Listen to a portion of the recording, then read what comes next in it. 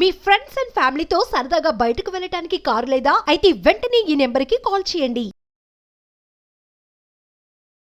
నమస్తే, welcome to Suman TV. ప్రస్తుతం మనతో పాటు ఉన్నారు digital marketing trainer Sushmita Madhu గారు. నమస్తే మ్యామ్. నమస్తే. సుష్మిత, కన్సల్టెన్సీ జాబ్స్ అంటారు. అంటే ఒకరు బోర్డు పెట్టేసుకొని మా దగ్గరికి వచ్చి మీరు మనీ పే చేయండి, మేము జాబ్ చూస్తాం మీకు అని చెప్తారు కదా. చాలామంది యంగ్స్టర్స్ కూడా, పేరెంట్స్ కూడా చాలామంది వాళ్ళ పిల్లలకి జాబ్ కోసం అన్ని మనీ పే చేయడం చేస్తూ ఉంటారు.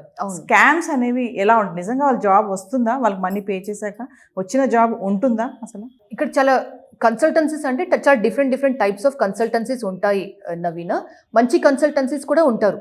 ఈ మంచి కన్సల్టెన్సీస్ వర్క్ ఎలా చేస్తారు అంటే, పెద్ద కంపెనీస్, మల్టీనేషనల్ కంపెనీస్ వాళ్ళు రిక్రూట్మెంట్ ప్రాసెస్ని ఈ కన్సల్టెన్సీస్కి అవుట్ సోర్స్ చేస్తారు. సో కంపెనీస్, పెద్ద మల్టీనేషనల్ కంపెనీస్ వాళ్ళే కన్సల్టెన్సీస్కి ఏం చెప్తారు అంటే, మాకు 10 మెంబర్స్ మీరు హైర్ చేసి ఇవ్వండి, ఆ 10 మెంబర్స్ది CTCలో ఇంత పర్సెంటేజ్ మీకు మేము పే చేస్తామని మల్టీనేషనల్ కంపెనీ వాళ్ళు కన్సల్టెన్సీస్కి పేమెంట్ చేస్తారు. మంచి కన్సల్టెన్సీస్ వాళ్ళు నౌకరీ చూసి, ఇండీడ్ ఇట్లాంటి జాబ్ పోర్టల్స్ నుంచి రెజ్యూమ్స్ కలెక్ట్ చేసి, కాల్స్ చేసి, ఇంటర్వ్యూ కండక్ట్ చేసి స్టూడెంట్స్ని మల్టీనేషనల్ కంపెనీలో ప్లేస్మెంట్ చేస్తారు. ఇక్కడ స్టూడెంట్స్ దగ్గర నుంచి వాళ్ళు పేమెంట్ తీసుకోరు, మల్టీనేషనల్ కంపెనీస్ దగ్గర నుంచి పేమెంట్ తీసుకుంటారు. ఇది మంచి కన్సల్టెన్సీస్ ఇలా వర్క్ చేస్తారు.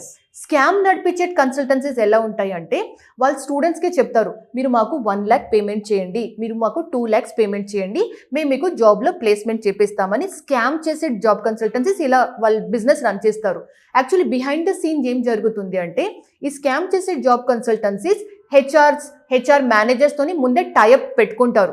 అంటే మా దగ్గర 10 స్టూడెంట్స్ ఉన్నారు, వాళ్ళు మాకు ప్రతి ఒక్కరు 1 lakh పేమెంట్ చేయడానికి రెడీ ఉన్నారు, మీకు మేము ఇంత అమౌంట్ చేస్తాం, ప్లీజ్ ఈ 10 మెంబర్స్ని మీరు హైర్ చేసుకోండి అని ఈ హెచ్ఆర్ మేనేజర్స్ తోని వాళ్ళు అట్లా మాట్లాడుకుంటారు.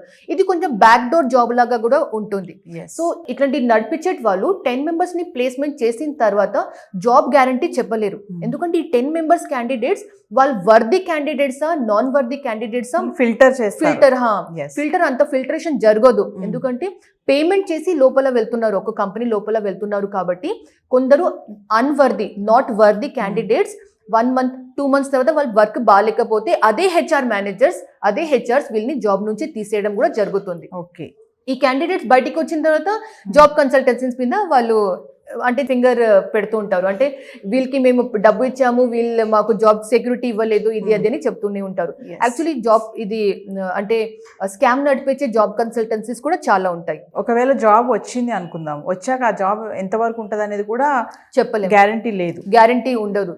ఎందుకంటే ఇప్పుడు మల్టీనేషనల్ కంపెనీస్ అయినా, పెద్ద కంపెనీస్ అయినా వాళ్ళు కూడా చాలా స్ట్రిక్ట్ అయిపోయారు.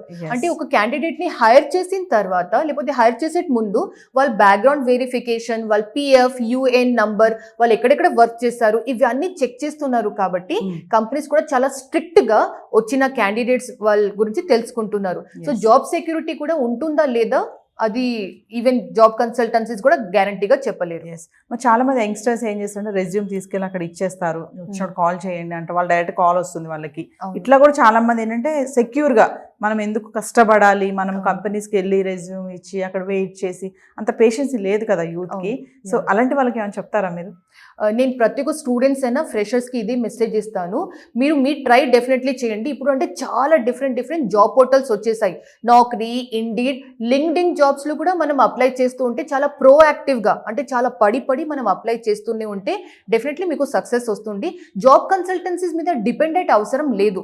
సెకండ్ థింగ్, కొన్ని సిచ్యువేషన్స్లో కంపెనీస్ మనకు రిప్లై ఇవ్వకపోతే, కంపెనీస్ దగ్గర నుంచి మనకు ఎట్లాంటి ఇంటర్వ్యూస్ కాల్స్ రాకపోతే మనమే ప్రోయాక్టివ్ లాగా కంపెనీస్కి కాల్ చేయాలి. అంటే పెద్ద కంపెనీసే కాదు, చాలా చిన్న కంపెనీస్ కూడా ఉన్నాయి.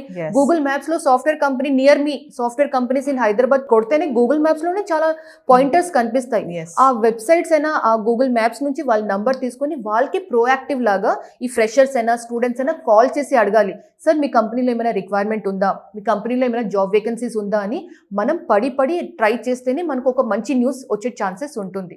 సో ఈ జాబ్ కన్సల్టెన్సీస్ మీద డిపెండెంట్ అవసరం లేదు అని చెప్తాను. మీరు అన్నట్టుగా గూగుల్లో చాలానే ఉన్నాయి, జాబ్ డాట్ అని చెప్పేసి ఉంటాయి, మనం వెళ్ళి సెలెక్ట్ చేసుకోవాలి. దాంట్లో కూడా ఏమైనా స్కామ్స్ ఉంటాయా? దానిలో స్కామ్స్ ఉండదు, కానీ కొన్ని మన జాగ్రత్తలో మనం ఉండాలి. అంటే సపోజ్ గూగుల్ మ్యాప్స్ నుంచి నేను సాఫ్ట్వేర్ కంపెనీస్ నియర్ మీ అని సెర్చ్ చేశాను, ఇంకొక కంపెనీ వెబ్సైట్ కనిపించింది. ఆ వెబ్సైట్లో ఉన్న ఫోన్ నంబర్కి మనం కాల్ చేసే ముందు ఆ కంపెనీ ఉందా లేదా మనం చెక్ చేయాలి. అది ఎలా ఫైండ్ అవుట్ చేయొచ్చు? వాళ్ళ వెబ్సైట్లో కాంటాక్టర్స్ పేజ్లో వెళ్తే వాళ్ళ అడ్రస్ ఉందా లేదా అది చెక్ చేసుకోవాలి. గూగుల్ మ్యాప్స్లో వాళ్ళది వెరిఫైడ్ అకౌంట్ ఉందా లేదా ఇవి అన్ని కూడా మనం చెక్ చేసుకోవాలి.